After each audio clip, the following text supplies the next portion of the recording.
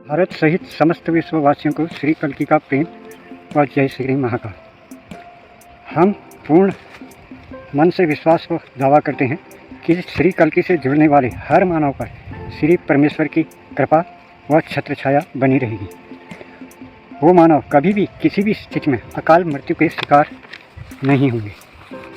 आज हम बात करेंगे कि मानव के जीवन में गुरु का क्या महत्व है और गुरु को दिया गया दान छीन लेने या न देने या उस पर अधिकार कर लेने पर उसके क्या परिणाम मानव के जीवन में आते हैं। यूँ तो हमारी जन्मभूमि महाराष्ट्र मुंबई रही है, पर हमारी पितरभूमि देवभूमि उत्तराखंड है। 27 वर्ष की आयु में जब हम अपने पैतृक गांव में लौटे तो हमारे गांव लौटने से पूर्व ग्रामवासियों ने अपने कुल पुरोहित को अपमानित कर छोड़ दिया था।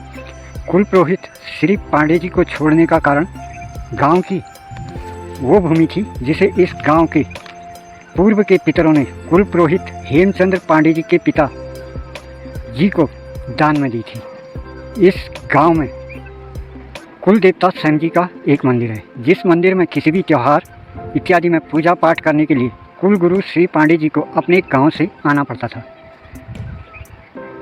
तो हमारे इस गांव से 10 किलोमीटर की दूरी पर स्थित है। उन दिनों पहाड़ों में सड़कों का निर्माण नहीं था, अतः पांडे जी को ये दूरी पैदल ही तय करनी पड़ती थी।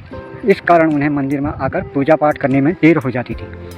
तब उस पीढ़ी के बुजुर्ग जनों व गांव के मुखिया इत्यादि ने आपस में सलाह मशवरा कर श्री पांडे जी के पिता जी को कुछ भूमि दान में दे दी और कहा कि आप इस भूमि में अपना निवास बना लें और खेती भी यहीं करें, जिससे स्वयं जी के मंदिर में पूजा पाठ समय पर हो सके।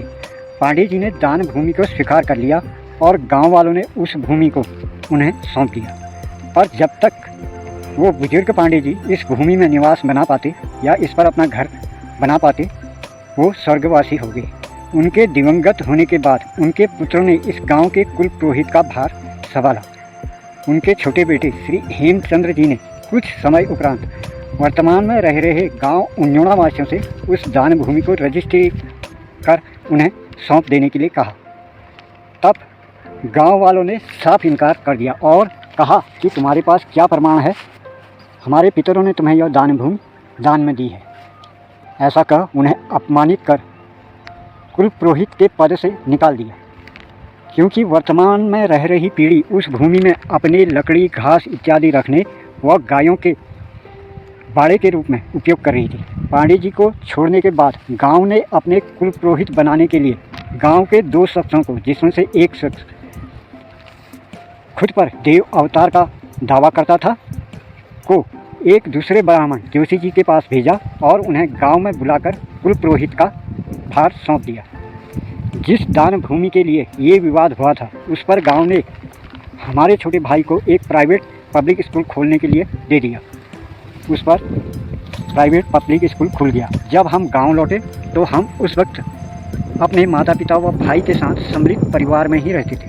हमें इस बात का एहसास हो गया था कि ये बहुत पापाचार व अधर्म गांव द्वारा हो चुका है।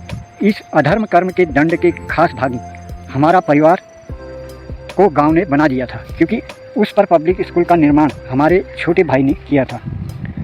उसका चेतक हमारे परिवार पर लगना लाजमी था।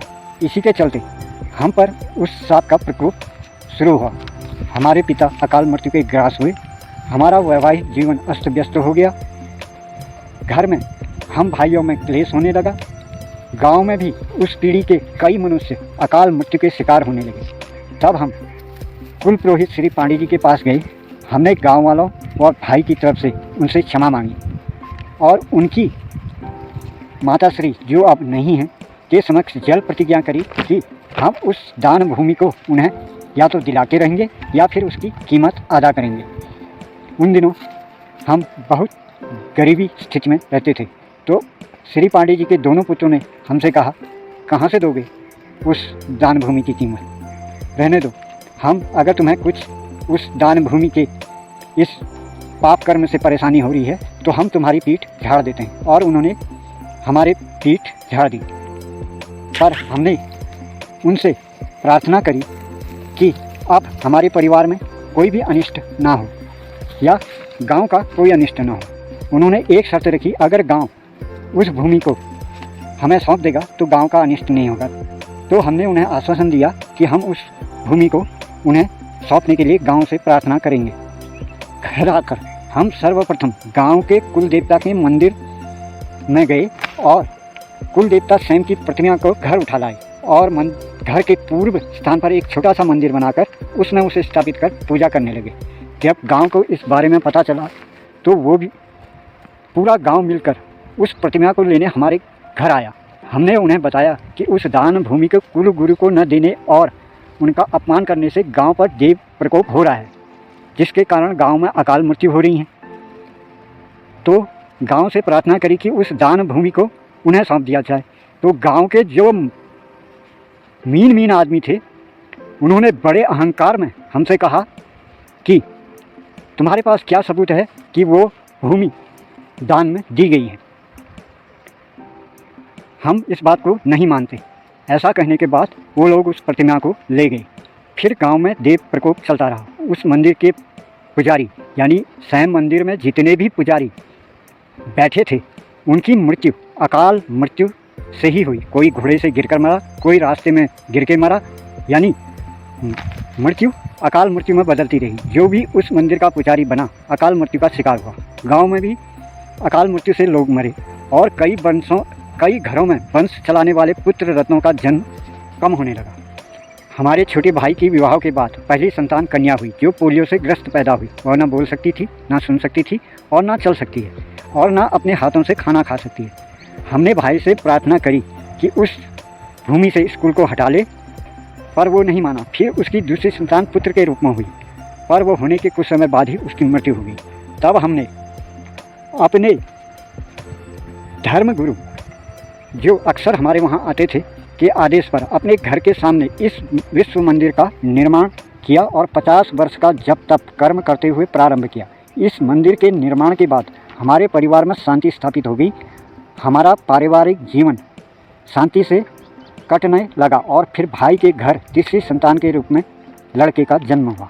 हमारे इस संदेश पर आधा गांव पुनः श्री पांडे जी के पास गया और उनसे क्षमा मांगकर उन्हें फिर कुलगुरु बनाया। और उस आधे गांव ने फिर एक और पाप कर्म किया। जिस कुलगुरु जोशी जी को ससम्मान बुलाया था उन्हें छोड़ दिया और दूसरे पाप का भागी बना और आधा गांव श्री जोशी जी को ही अपना कुलगुरु बनाए रखा। उसी दरमियान में गांव के प्रधान जो उस समय के प्रधान थे उस दान भूमि में सरकारी पंचायत घर बनाने लगे। पंचायत घर बन ही रहा था, उनके घर में गोली कांड हो गया। वह ग्राम विकास अधिकारी इस कांड में बाल बच गए। इसके बाद फिर उस पंचायत घर का काम रुक गया।